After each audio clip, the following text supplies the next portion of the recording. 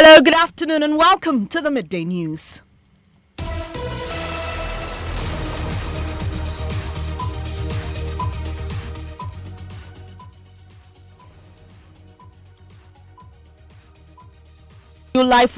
Live from our studios here at Kokomlem Lane, Crown digital address GA0993341 on Joy 99.7 FM. It's also live on Love 99.5 FM in Kumasi. Affiliates across the country on ABN Radio in London and around the world at myjoyonline.com. The news is brought to you by UMB Bank, UMB Speed Up, Digibank Let's Go, Telisol 4G, proudly Ghanaian, Telisol Just a Touch, and Mark Auto Parts Ghana, distributors of Isuzu and Chevy cars. Mark Auto Parts Ghana with you for the long run. Coming up, government announces recent power outages across the country have been minimized after mounting complaints of erratic supply by Ghanaians. Sometimes it's go off like 6 hours. I'm happy to announce to the good people of this country that categorically that going forward the challenges will be totally minimized.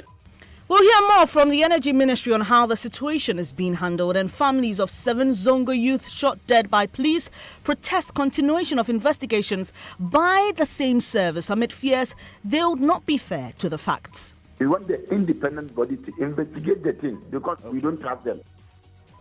And in 21, I join you with sports. Black Maidens coach Evans Adote disappointed following his team's painful exit from the ongoing FIFA Under-17 Women's World Cup.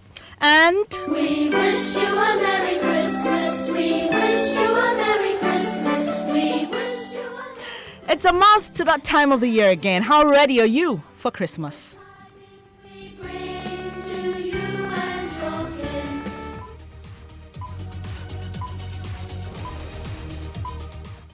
Thanks for your company. I'm Benis Abubeidu Lansa. The details now. The recent challenges with the supply of gas that resulted in power outages across the country have been resolved. Well, almost. Government says its engineers have worked hard to locate the problem and deployed the right solutions to fix the issues.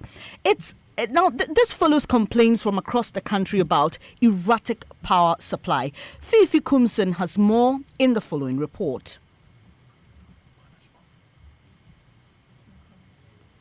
We'll bring you more on that. But Deputy Energy Minister William Oreku Edu says the problem with generation of power has been fixed. He spoke on the Super Morning Show.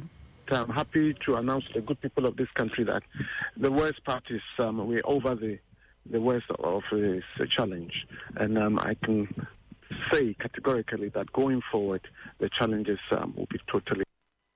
You heard Deputy Energy Minister William Oredu Edu there. Let's now bring you that report put together by Fifi Kumsen.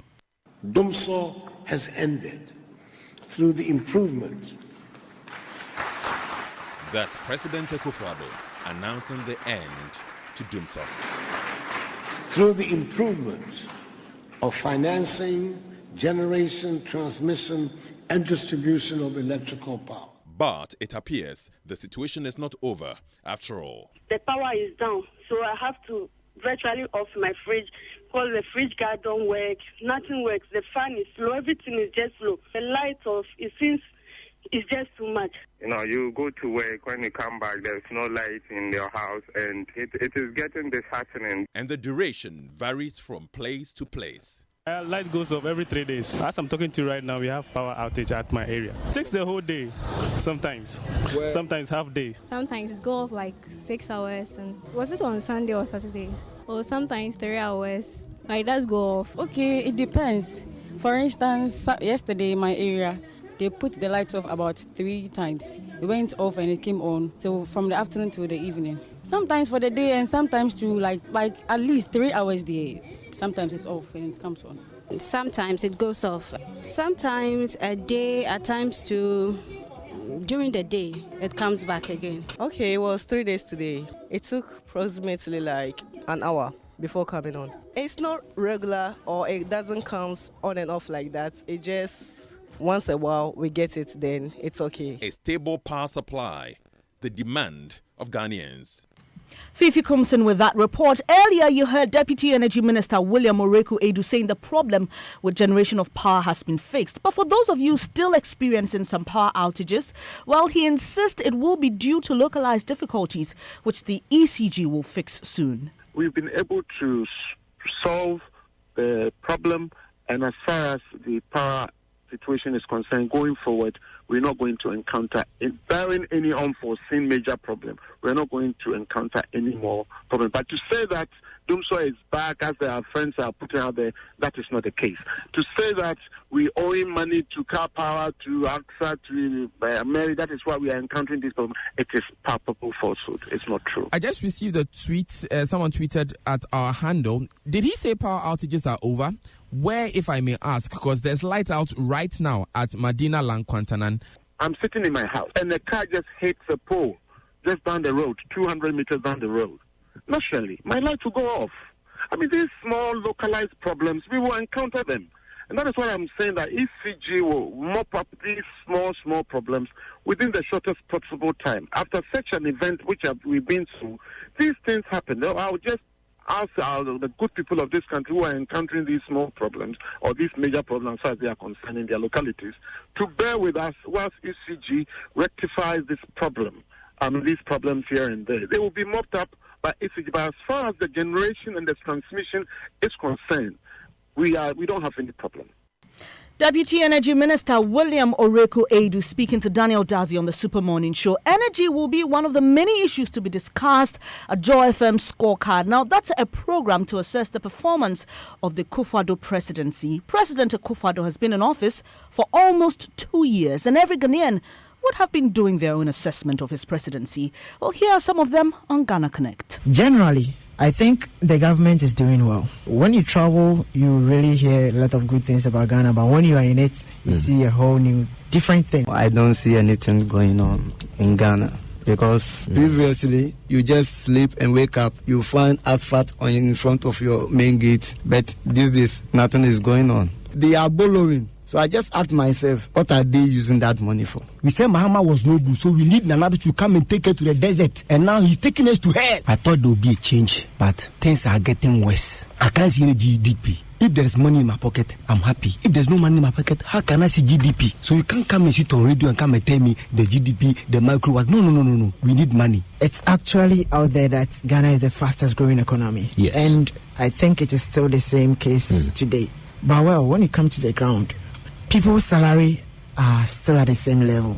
New taxes every day. How are we supposed to manage within this? Politicians psych us up too much of what we are to expect. So even where we are getting the right amount of benefits, we still question those because we're put on a certain pedestal of expectation. You will have multi-dimensional responses amongst Liberians.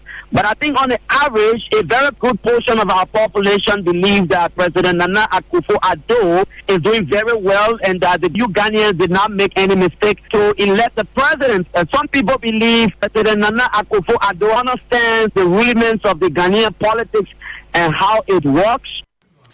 Some Ghanaians there assessing President Akufo-Addo. Well, join the experts, technocrats, and of course, hosts Daniel Dazi, Evans Mensah, Kojo Yankson, and others as we assess the performance of government so far. Nicholas Opoku is with the Joy FM Thought Leadership. What we're doing is to get industry experts, technocrats, and academics to tell us how well this government has done in the area of the economy, education, health, agric and rural development, infrastructure, social services, social intervention, sanitation, and then governance, anti-corruption, and National College. In health, we'll be hearing from Dr. Aaron Abiusi. He's a health management expert. We'll be hearing from Dr. David Sunu, Chief Medical Officer of BIMA Ghana. In the area of agric, we'll be hearing from Dr. Irene Idri, an agric economist and former head of the Agric Economics Department of the University of Ghana, and then Mr. Richard Nunekpeke, CEO of Anyako Farms. On infrastructure, we'll be hearing from Mr. Nat Nuno Amatifiu, a former Accra mayor and an architect, Mr. George Owusu-Bempe, country director of Send Ghana and co-chair of the CSO's platform on SDGs. On governance, anti-corruption, and public accountability, we'll be hearing from Justice Emil Short, former commissioner of the Commission on Human Rights and Administrative Justice, Mr. Kofi Abochi, a lawyer and former dean of the Gimpa Law Faculty.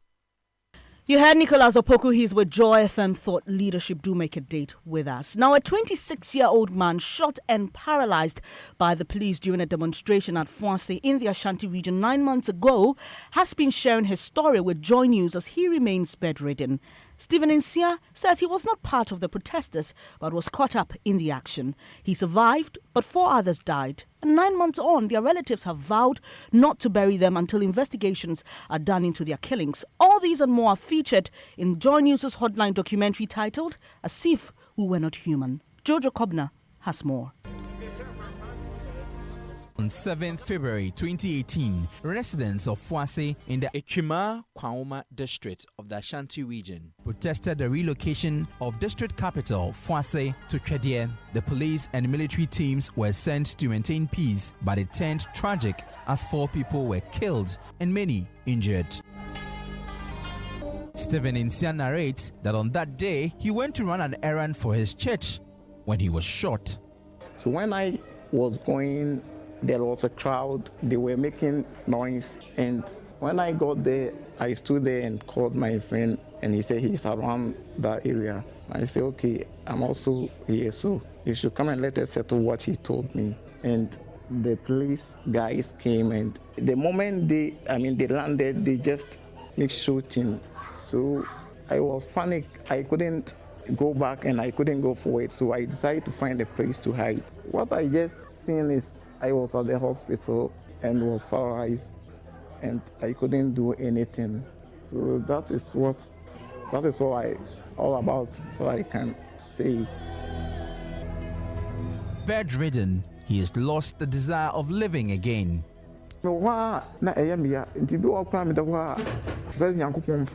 Because aside me to me and as you so no pain na me na mo no senka me wu a enka mami. 4 persons were killed by the joint police and military team: Douglas Adai, Kojo Ofori, Prince Apia Boateng, and Kweku Seth. Their families are buried in deep sorrow and have vowed never to bury them until they find out the truth behind these killings. So, I was abandoning some Abanocas and Ayensiano. Abano, Omoka, some moments here. Say, intimacy, if you say, I'm Mammerano, and then Mranso, a war. And this will be said, what dear. I saw Nino, a casa, a man who said, was a what dear, answer. I'm fit to preoccupy what Kuno, not just my father, my question, or Chinaba Casa, Miancasa, Matutu Kuno, was Abba Chimiaco. So you heard the excerpt of our latest Hotline documentary, As If We Were Not Human, and producer of that piece, Jojo Kobna, joins me in studio. Jojo, we are learning that since we promoted the story, we've been receiving lots of calls, people sharing similar stories of abuses or abuse from police officers. Yes, many people have called. Unfortunately, their stories are not captured in the documentary that will be airing tonight at 8:30 on Joy News. Many of them are saying, like, typically one person texted sent a message on Facebook saying that, oh, well, I was dragged by the police, military, but we are yet to independently verify many of these stories. And what we'll be doing is that we will get we'll get in touch with all these people and investigate and verify their concerns, and we are going to follow up with many of these cases because many people are texting and calling. So, Jojo, if I tune in at 8:30 p.m. tonight on the Joy News channel, what more am I likely to see in that documentary? You're going to see many people who are broken because of police and military brutalities, many people who are yearning for justice, many people who feel the system has let them down, many people who are calling for an independent complaints unit. That is what you should expect. And finally, before you go, do we get a response from the police or those who are accused? Well, some of the cases, we got direct responses like, well, we can't find the case files. And then also we have written letters and the police is yet to respond to some of the issues that we have raised in the documentary. Thank you very much, Jojo Kobna, producer of As If We Weren't Human. It airs at 8:30 p.m. on the Joy News channel on Multi-TV, DSTV channel 421 and GoTV channel 144. You don't want to miss this. Let's now look at another case involving the police, this time at Manso Nkwanta in the Ashanti region. The families of the 7 Zongo youths shot dead by the police don't want the police service to handle the case anymore. Now, the police claimed the men were armed robbers who engaged officers in a gun battle, but a 5-member investigative committee established there was no evidence that the people shot were criminals. As prosecution of 21 police officers linked to the killings begins, there's worry the police will tell the story to favor those implicated. There's more in the following report. We are calling upon authorities that selective administration of justice on Zongo people is getting too far. They were never armed robbers. Relatives of 7 residents of Mansum Kwanta in the Ashanti region react to the killing of their kingsmen by police in July this year. The 7, according to police, were part of a robbery syndicate that killed a police corporal the week before. Ashanti Region Police Commander DCOP Kwesi Mensah Duku held a news conference a day after the incident where a number of weapons, including assault rifles and AK-47s, were displayed as those supposedly used by the 7. Further intelligence gathered indicated that it was the same group that attacked a commercial sprinter bus and killed the police officer and wounded one other. But residents, the DCE for the area, Zongo chiefs and member of parliament for the area who knew the deceased refuted the claims by police. I can bear my chest out and say they are not armed robbers. Government delegation to the area following the incident was met by angry youth who chased out the IGP and the other ministers. The cries of the relatives of the deceased were heeded. After more than a month of investigations, the 5-member committee submitted its report to the presidency, in which it was revealed there was no evidence to suggest the 7 were robbers. Today, we feel vindicated. They were not armed robbers. Government, per the recommendations of the committee, directed the interdiction of the 21 police officers who were involved. Now, there are calls for the full report to be made public as relatives of the deceased and other stakeholders remain in the dark over the full content of a report. Commissioner at SRAJ, Joseph Whittal, believes the families could trigger an action at the commission in this regard. There are calls for the 21 policemen interdicted over the killings to be prosecuted, while families of the deceased are paid appropriate compensation packages.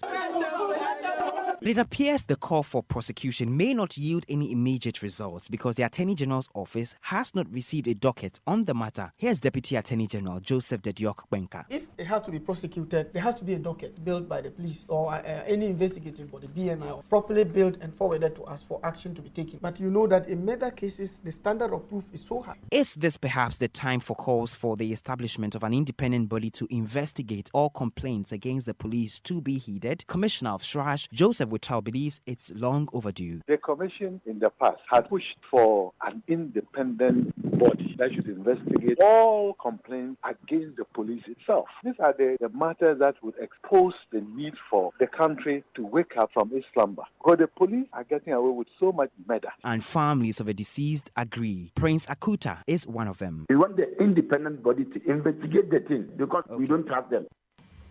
Let's head to the Ashanti region now. Ohiming Terrier has been on this beat since the incident occurred. Ohiming, have we heard from the police on this demand being made by the families? Thank you, MFR. I have been speaking to police, but just that my police source pleaded anonymity, saying that the Inspector General of Police has directed that they don't speak to the issue in public. But the source believes that the families are asking for too much. One, there was interdiction of the police officers. So if they believe the interdiction of the police officers, how come they also don't believe that police can do thorough investigations and prosecute those involved on their own? He cited several instances where police have, prosecuted their own for wrongdoing. So he believes that police or professionally can handle this issue. Thank you, Ohiming Terrier, for that update. You're listening to the Midday News on Joy 99.7 FM. Still to come. We wish you a Merry Christmas. It's a month to that time of the year again. How ready are you for Christmas? We'll be back with more. Do stay.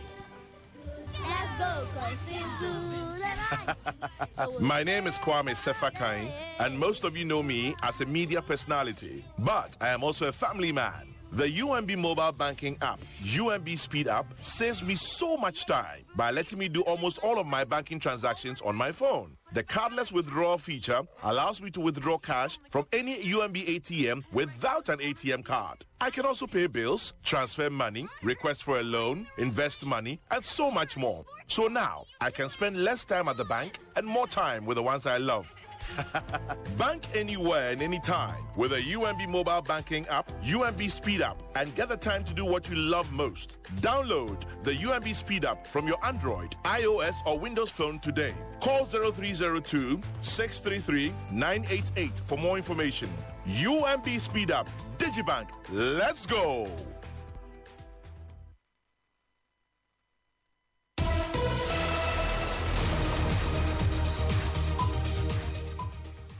This is the Midday News on Joy 99.7 FM with me, Benis Abubedu Lansa. It's now time for sports. Benedict, what's happening? And it wasn't a good weekend for you. I know. Yeah, no, Real it wasn't. Not only Real Madrid, Yeah. the Black Mediums. I was very Black disappointed. Maidens as well as Black Queens. They all got out of their respective competitions. And Sad. Yeah, the Black Maidens painfully exited the ongoing FIFA Under-17 Women's World Cup in Uruguay.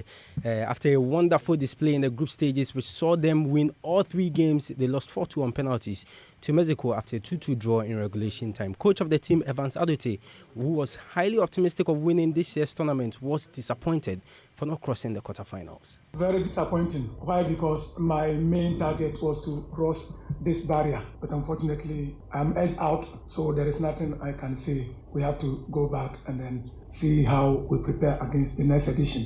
Collectively, my team didn't do badly. We took the lead. The opposition came on level terms. We took the lead again. They came on level terms. I will not attribute the defeat to lack of concentration or maybe bad performance, but it happens. It happens in a game. We played against a good side. It is all about development. Every country came into this tournament eager to steal the show. Yeah, we have top clubs. The 2 finalists, Japan and then DP Korea, they were edged out yesterday. It happens. So I cannot blame myself. I cannot blame my players. All right, so Black Maidens coach Evans Adote there. Join us at 1 Sports Track for more sports. Thank you, Benedict, with the latest from the world of sports. Let's head to Parliament now, and government has laid the legislative instrument on the Office of the Special Prosecutor. Our correspondent, Joseph Opoku-Gakpo, has more. Hello, Joseph.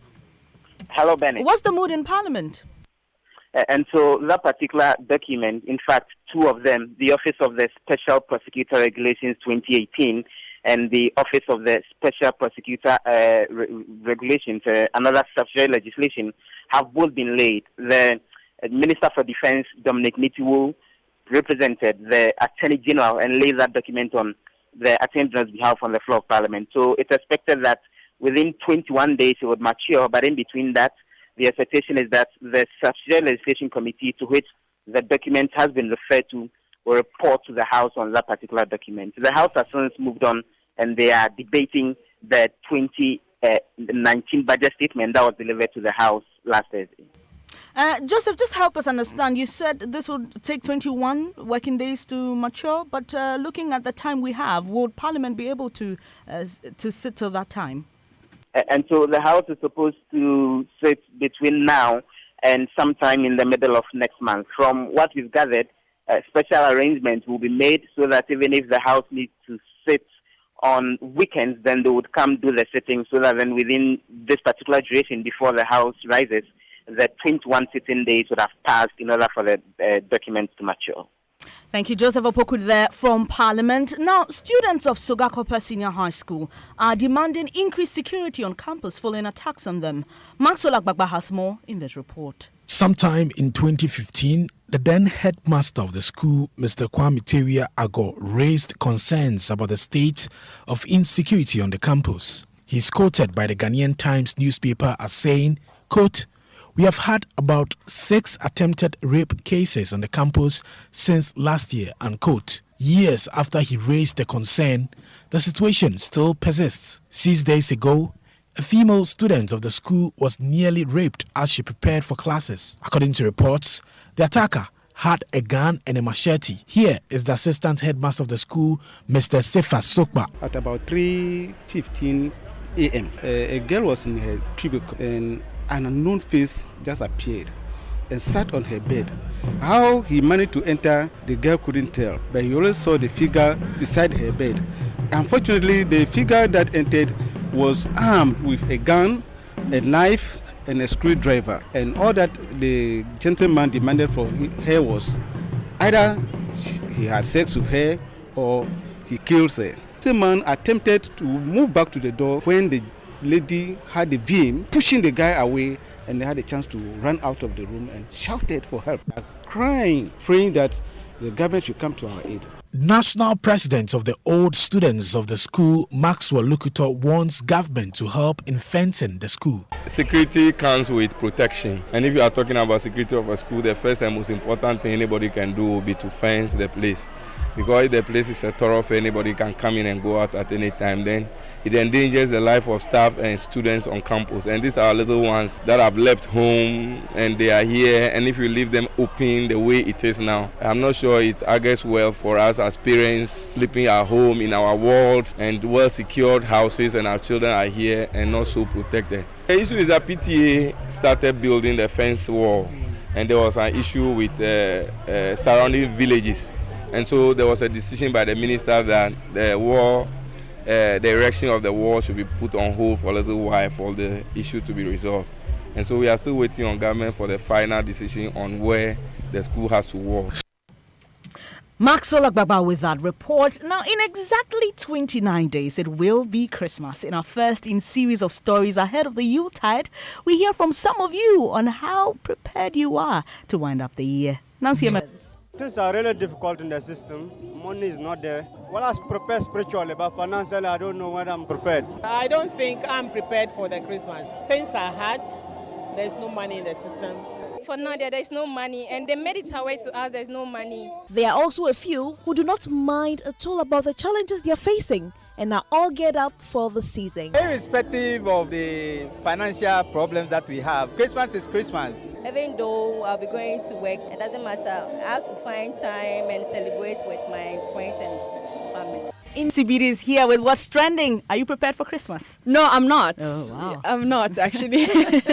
All right, but trending on Twitter is the National Cathedral. And before we take some tweets, let's listen to this. Through Christ who strengthens us, the National Cathedral will be built to the glory and honor of God. Amen. Now, a lot of people on social media weren't too happy about this, but at Ike Jr_23 says, you're saying whatever Ghanaians will say, you are building the National Cathedral. And at Dr. RBK says, is it that Christians in Ghana don't have a place of worship anymore? That's why a national cathedral is about to be built. I understand there are many hospitals without beds, schools with inadequate desks and dormitories, road on tars, and our problem is a place of worship. The last tweet I'm going to take is from @RayD_GH, who says, as I always say, misplaced priorities. Thank you, Mapito, there with what's trending, and you can stay interactive with us on Joy 99.7 FM. Before I go, top story, government announces recent power outages across the country have been minimized after mounting complaints of erratic supply by Ghanaians. There's more news when you log on to myjoyonline.com. I'm Benis Abubedulansa. Do enjoy the rest of your day. That's the sound of my heart breaking the